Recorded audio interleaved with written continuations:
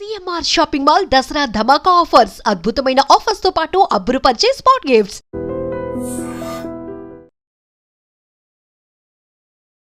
నమస్తే, welcome to I dream talking point with కవిత.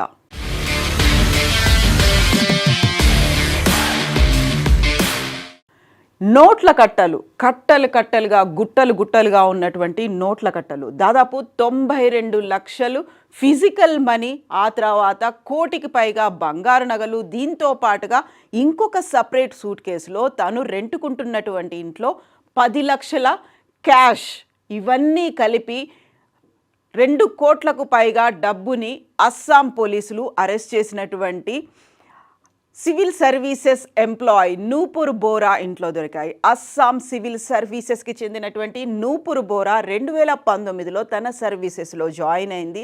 అయితే అప్పటి నుంచే తన అక్రమార్జన అనేది మొదలైంది అని ఐడెంటిఫై చేసింది అస్సాం ప్రభుత్వం. దీంతో పాటుగా హిమంత బిశ్వ శర్మకి సంబంధించినటువంటి స్పెషల్ విజిలెన్స్ టీం తన ఇంటి మీద, తన చేస్తున్నటువంటి చర్యల మీద, ప్రతి కదలికల మీద నిఘా పెట్టింది. ఈ నేపథ్యంలోనే నిన్న తను నివాసం ఉండేటువంటి బార్పేట నివాసంతో పాటుగా కామ్రూపులో ఉన్నటువంటి తన ఇంకొక నివాసంలో కూడా సోదాలు చేస్తే 2 కోట్లకు పైగా క్యాష్ని, అందులోనూ బంగారు ఆభరణాలు, మిగతా జ్యువెలరీని ఐడెంటిఫై చేశారు. కేవలం 6 ఏళ్ల కాలంలోని ఇంత డబ్బు ఎలా దొరికింది, ఇంత డబ్బుని అంత అక్రమంగా తను ఎలా సంపాదించగలిగింది అనే విషయాలు చూస్తే మొత్తం కంప్లీట్లో అస్సాంకి సంబంధించినటువంటి డెమోగ్రాఫిక్ చిత్రం అదైతే కనిపిస్తోంది. అక్కడ భౌగోళిక స్వరూపం కావచ్చు, లేకపోతే అక్కడున్నటువంటి స్థితిగతులకి అద్దం పట్టేలా నూపూర్ బోరా చేసినటువంటి అవినీతి, అక్రమార్జన ఉంది అనేది కనిపిస్తుంది. అస్సాం సివిల్ సర్వీసెస్లో 2019లో జాయిన్ అయినటువంటి నూపూర్ బోరా తన రెవెన్యూ సర్కిల్ ఆఫీసర్గా పనిచేస్తోంది. కాంపురా జిల్లాలోని ఒక చిన్న మండలానికి సంబంధించి అక్కడే తను 6 నెలలుగా అక్రమార్జన చేస్తోంది. ఆ అక్రమార్జన కూడా అక్రమంగా అక్కడున్నటువంటి ల్యాండ్స్ని స్థానికేతరులకు అప్పగించే పని చేస్తోంది. దానికి 1500 నుంచి 2 లక్షల రూపాయల వరకు తను ప్రతిసారి ప్రతి ఒక్కరి దగ్గర డబ్బు డిమాండ్ చేస్తోంది అనేది హిమంత బిశ్వ శర్మ అనౌన్స్ చేశారు. అస్సాం సీఎం 6 నెలల నుంచి తన ప్రతి కదలిక మీద నిఘా పెట్టాము. అయితే సండేనే ఆ రైడ్ జరగాల్సి ఉన్నప్పటికీ కూడా నూపూర్ బోరా తన ఇంట్లో లేకుండా ఒక గెస్ట్ హౌస్లో ఉంది. ఎప్పుడైతే తన ఇంటికి చేరుకున్న వెంటనే సీఎంకి సంబంధించినటువంటి స్పెషల్ విజిలెన్స్ టీం తన ఇంటి మీద అటాక్ చేసింది. 92 లక్షల నగదు దొరికింది. ఆ తర్వాత కోటికి పైగా బంగారు వజ్రాభరణాలు దొరికాయి. ఇంకొక సూట్ కేసులో 10 లక్షల నగదు దొరికిందని అనౌన్స్ చేసింది అస్సాం ప్రభుత్వం. దీంతో పాటుగా సీఎం కూడా అక్కడ చెప్తున్నటువంటి విషయాలు కూడా దిగ్భ్రాంతికరంగా ఉన్నాయి, నిర్ఘాంతపోయేటువంటి విషయాలు వెల్లడవుతున్నాయి. సో నూపూర్ బోరా ఒక 6 నెలల క్రితమే ఇప్పుడు తను ఉన్నటువంటి కాంపురా, అక్కడ ఉన్నటువంటి రెవెన్యూ సర్కిల్ ఆఫీసర్గా జాయిన్ అయింది. అక్కడే తన ఆఫీసులో పనిచేసేటువంటి లాల్ మండల్ అనేటువంటి ఇంకొక వ్యక్తితో కలిసి ఇలాంటి అక్రమార్జనకు పాల్పడుతోంది. అక్రమంగా అక్కడున్నటువంటి ప్రభుత్వ భూమితో పాటుగా పట్టా ల్యాండ్స్ను కూడా సస్పీషియస్ పర్సన్స్కి వాళ్ళ పేరున తను రిజిస్టర్ చేసింది, ట్రాన్స్ఫర్ చేసింది అనేటువంటి వార్త, ఒక దిగ్భ్రాంతికరమైనటువంటి సంచలనమైనటువంటి మాటని సీఎం స్వయంగా అనౌన్స్ చేశారు. యాక్చువల్గా అస్సాంకి సంబంధించి చూస్తే 35 జిల్లాలు ఉంటే అందులో 15 జిల్లాలు ముస్లిం డామినేటెడ్ జిల్లాలుగా ఉన్నాయి. ఒక్కొక్క జిల్లాలో ఆల్మోస్ట్ 90% పైగా అక్కడ ముస్లిమ్స్ ఉన్నారు. 2041 కల్లా ఈ జనాభా పాపులేషన్ అనేది 50% చేరుకుంటుంది అనేటువంటి ఒక వాదనని అస్సాం ప్రభుత్వం అయితే చెప్తోంది. దీంట్లో ప్రధానంగా కనిపిస్తోంది ఇల్లీగల్ మైగ్రెంట్స్గా వస్తున్న వాళ్ళు, ఎక్కువగా వెస్ట్ బెంగాల్ నుంచి వస్తున్న వాళ్ళు, దాంతోపాటుగా బంగ్లాదేశ్ నుంచి వస్తున్న వాళ్ళు అస్సాంలోనే అక్కడ కేంద్రంగా చేసుకుంటున్నారు. దాంట్లోనూ వాళ్ళు పరిశ్రమలు పెట్టుకుంటున్నారు, వ్యాపారాన్ని అభివృద్ధి చేస్తున్నారు, ఇల్లు కూడా కట్టుకుంటున్నారు. వాళ్ళందరికీ నూపూర్ బోరా హెల్ప్ చేసింది అనేటువంటి వాదనలు, వార్తలు వినిపిస్తున్నాయి. ఈ రైడ్ చేసినటువంటి ఎస్పీ కూడా చెప్తున్నటువంటి మాట అదే. ఒక ల్యాండ్ రిజిస్ట్రేషన్కి సంబంధించి 1500 ఉంటుంది. అందులో ఉన్నటువంటి పేర్లు మార్పిడితో పాటుగా మ్యాప్ను కూడా మార్చడానికి ఆల్మోస్ట్ 2 లక్షల వరకు తను వసూలు చేస్తోంది. 6 నెలలుగా తను మారినటువంటి ప్లేస్ కాంపురాలో ఉన్నటువంటి ఒక రెవెన్యూ డివిజన్లో తను జాయిన్ అయిన దగ్గర నుంచి, రెవెన్యూ సర్కిల్ ఆఫీసర్గా తను జాయిన్ అయిన దగ్గర నుంచి ఇలాంటి అక్రమాలకు పాల్పడుతోంది. తన ఆఫీసులోనే పనిచేసేటువంటి ఇంకొక వ్యక్తితో సన్నిహితంగా మెలుగుతూ తనతో రిలేషన్ కూడా పెట్టుకొని తను ఈ నూపుర్ బోరా ఇద్దరూ కలిసి ఇలాంటి అక్రమాలకు పాల్పడ్డారు అనేటువంటి వార్తని స్వయంగా సీఎంఏ వెల్లడించారు. ఇందులో ప్రధానంగా ఇల్లీగల్గా వస్తున్నటువంటి ఇమ్మిగ్రెంట్స్, అక్కడ మన దగ్గర రోహింగ్యాలు ఎలా అయితే ఉన్నారో అక్కడ బంగ్లాదేశ్కి సంబంధించి వస్తున్నటువంటి ముస్లిమ్స్ ఎక్కువగా మెజారిటీ అస్సాంలోనే ఉన్నారు. 35 జిల్లాల్లో 15 జిల్లాలు అనేవి ముస్లిం మెజారిటీగా కనిపిస్తున్నాయి.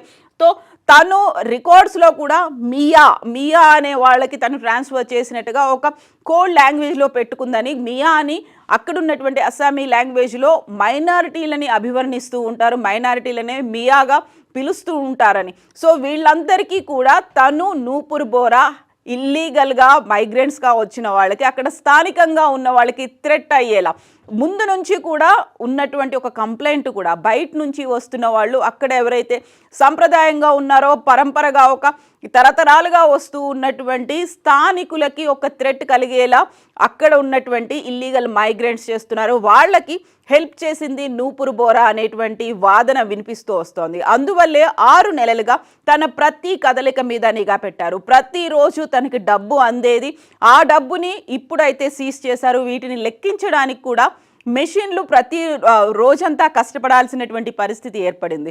సో కట్టలుగా డబ్బుతో పాటుగా కిలోల కొద్దీ బంగారు, వజ్రాభరణాలు, వెండి ఆభరణాలు కూడా, వెండి వస్తువులు కూడా దొరికాయి అనేది అక్కడ అఫీషియల్గా వెల్లడైనటువంటి వీడియోస్ని బట్టి తెలుస్తుంది. సో నూపుర్ బోరాన్ అయితే పోలీసులు అరెస్ట్ చేశారు. దీంతో పాటుగా తనకి ఎవరైతే హెల్ప్ చేశారో లాల్ మండల్ని కూడా అరెస్ట్ చేశారు. ఈ ఇద్దరిని రిమాండ్కి తరలించారు. అయితే కేవలం నూపుర్ బోరా మాత్రమే ఉందా అక్కడ? ఎందుకంటే ఇది ఆల్మోస్ట్ 15 జిల్లాల్లో ముస్లిం మైనారిటీల సంఖ్య అనేది విపరీతంగా పెరుగుతోంది.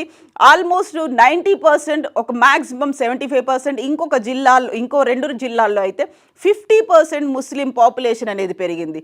సో గత సెన్సెస్ని బేస్ చేసుకొని చూస్తే 3% ముస్లిం పాపులేషన్ పెరిగితే హిందువుల పాపులేషన్ 3% తగ్గిపోయింది అని 2044 కల్లా 50% చేరుకుంది. అయితే ఇవన్నీ కూడా ఇల్లీగల్గా వస్తున్నటువంటి అక్రమ వలసదారుల వాళ్ళ వల్లే అక్కడ నెంబర్ అనేది విపరీతంగా పెరుగుతోంది అనేటువంటి వాదన ఉంది. దీనికి సంబంధించి ఆందోళనలు కూడా జరుగుతున్నాయి. అక్కడ ఉన్నటువంటి లోకల్ అస్సామీస్కి సంబంధించి అక్కడ థ్రెట్ అనేది ఏర్పడింది. వాళ్ళ ఆ ప్లేసులని వదిలి ఇంకొక చోటికి వెళ్లాల్సినటువంటి పరిస్థితి వచ్చింది.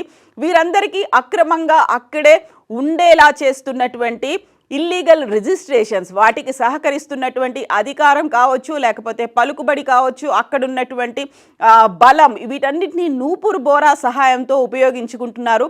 దానివల్లే అక్కడ ముస్లిం పాపులేషన్ అనేది పెరిగింది అనేది ఒక సస్పీషియస్ వ్యక్తులకి తను ట్రాన్స్ఫర్ చేసింది. సస్పీషియస్ వ్యక్తుల పేర రిజిస్టర్ అయినట్టుగా అయితే గుర్తించారు. సో అందరికీ మియా అనేటువంటి కోడ్తో తను పెట్టుకుంది కాబట్టి వాళ్ళందరూ మైనారిటీలు, వాళ్ళందరూ ఇల్లీగల్గా వచ్చినటువంటి వ్యక్తులు అనేటువంటి వాదన ఉంది. సో 35 జిల్లాల్లో 15 జిల్లాలు అనేవి ఇప్పుడు ముస్లిం మెజారిటీ జిల్లాలుగా మారిపోయాయి. వాళ్ళకి ఇల్లీగల్గా వచ్చినటువంటి మైగ్రెంట్స్ని ఇప్పుడు తరలించే పని చేయాలి. దానికి ఒక పక్కాగా పకడ్బందీగా నూపుర్ బోరా హెల్ప్ చేస్తోంది. కాబట్టి ఒక నూపుర్ బోరాని అయితే అరెస్ట్ చేశారు. కానీ ఇలాంటి ఆ 15 జిల్లాల్లో ప్రతి మండలంలో ఉన్నటువంటి రెవెన్యూ సర్కిల్ ఆఫీసర్స్ ఏం చేస్తున్నారు? వాళ్ళకి హెల్ప్ చేస్తున్నారా, లేకపోతే అక్కడ సెటిల్ అవ్వడానికి కావలసినటువంటి రిజిస్ట్రేషన్స్ అనేవి చేస్తున్నారా? వీటన్నిటి మీద కూడా సీఎం విజిలెన్స్ టీమ్ అయితే ఫోకస్ పెట్టింది. అందులో మొట్టమొదటిగా నూపుర్ బోరాని అయితే ఐడెంటిఫై చేశారు. సో ఒక 10 లక్షల నగదు అనేది తను బార్పేటలో ఉన్నటువంటి ఒక రెంటెడ్ హౌస్లో దొరికితే, కాంపురాలో ఉన్నటువంటి ఇంకొక ఇంట్లో ఈ 92 లక్షలతో పాటుగా 1 కోటికి పైగా బంగారు, వజ్రాభరణాలు, వెండి వస్తువులు కూడా దొరికాయి అనేది. సో లెక్కించడానికి కూడా చాలా కష్టమైపోయింది. మిషన్లను తెప్పించి లెక్కించాల్సినటువంటి పరిస్థితి కూడా వచ్చింది. సో కేవలం ఇది నూపుర్ బోరాకి, లాల్ మండల్కి సంబంధించినటువంటి వ్యవహారం మాత్రమే కాదు, ఇందులో 2 వ్యక్తులు మాత్రమే ఇన్వాల్వ్ అయ్యలేరు. ప్రతి రెవెన్యూ డివిజన్లో కూడా ప్రతి మండలంలో కూడా అక్కడ ఉన్నటువంటి వ్యక్తుల మీద నిఘా పెట్టాల్సినటువంటి అవసరం ఉంది అనేదైతే ఇప్పుడు అస్సాం ప్రభుత్వం ఒక నిర్ణయానికి వచ్చింది. అస్సాం సివిల్ సర్వీసెస్లో 2019లో జాయిన్ అయినటువంటి నూపురు బోరానే 2 కోట్లకు పైగా ఇంత అక్రమాస్తులను కూడగట్టగలిగింది అంటే మిగతా వారి పరిస్థితి ఏంటి? వారిని ఐడెంటిఫై చేయడానికే ఇప్పుడు విజిలెన్స్ టీమ్ అనేది పనిలో పడింది. ఒక్కొక్క రెవెన్యూ డివిజన్లో ఎక్కడైతే మైనారిటీలు మెజారిటీగా మారారో, ఎక్కడైతే ఇల్లీగల్గా ఇమిగ్రెంట్స్ వచ్చారో, అక్రమ వలసదారులు వచ్చారో వారన్నిటి మీద నిఘా పెట్టడమే లక్ష్యంగా అస్సాం గవర్నమెంట్ పనిచేస్తోంది. నిజంగా ప్రస్తుతం ఉన్నటువంటి సమాజం దేనికి ప్రయారిటీ ఇస్తుంది? ఆర్థిక సంబంధాల చుట్టూ మాత్రమే తిరుగుతుంది. మళ్ళీ ఎన్నికలంగానే చాలా విరక్తి కలుగుతాను. మంచి అనిపిస్తుంది కదా, లేడీస్ కూడా ఛాలెంజింగ్ జాబ్స్ చేసినప్పుడు చాలా బాగుంటది. ట్రాఫిక్ అసిస్టెంట్స్ గా నియమించిన ట్రాన్స్జెండర్స్ అందరితో సాల్యూట్ చేయించుకుంటున్నారు. ఫుడ్ డెలివరీ ఇవ్వటానికి వెళ్ళినటువంటి డెలివరీ బాయ్ అనిల్ పై కళ్ళ ముందు పెళ్ళండి